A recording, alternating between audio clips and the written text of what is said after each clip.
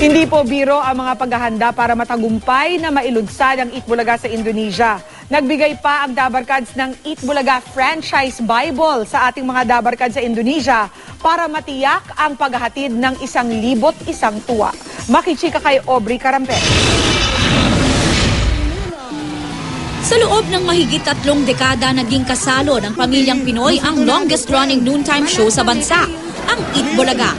Ang paghahatid ng 1,001 tuwa ng ating Dabarkads na mula Apari hanggang Hulo ay umabot na rin sa bansang Indonesia. Kung madalas ang Pinoy ang nagpa-franchise ng international shows, ang Eat Bulaga ang kauna-unahang Filipino program na nagkaroon ng franchise sa ibang bansa. Mismo ang program director ng malaking Indonesian TV network na SCTV ang lumapit sa Eat Bulaga para i-franchise ang programa. Parang it's a surreal experience na hindi mo akalain nangyayari. It's the first time, so nakaka-proud. I heard that it rated well. They sent us the rating for of the pilot. So since it's just the pilot, we expect na mas attract pa siya ng ibang Indonesian audience. Nagsimula noong Lunes ang Eat Bulaga Indonesia at parehong-pareho ang format ng show pati na ang mga segments.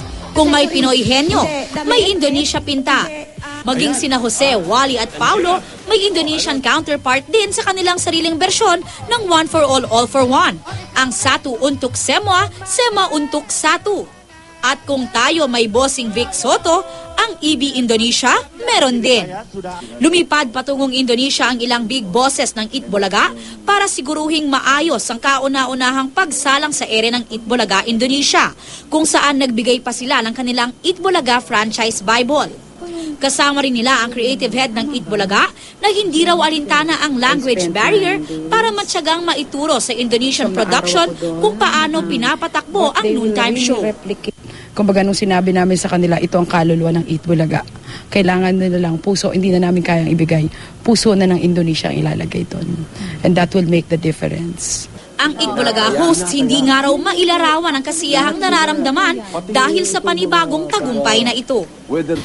Ito'y dapat ipagmalaki ng buong bansa sapagkat yung nilaman ng 3 dekada at yung mga iba't ibang klaseng nakikita mo naman na pamamaraan ng entertainment ng Eat Bulaga ay nagustuhan ng ibang bansa at ngayon ay inadapt nila. Si Joey De Leon na inspire pang magsulat ng isang tula.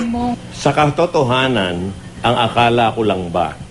Sa ganyang balita, ngiti ko'y hanggang tenga. Ngunit noong araw ito'y nagsimula na, may tumulong luha sa aking mga mata.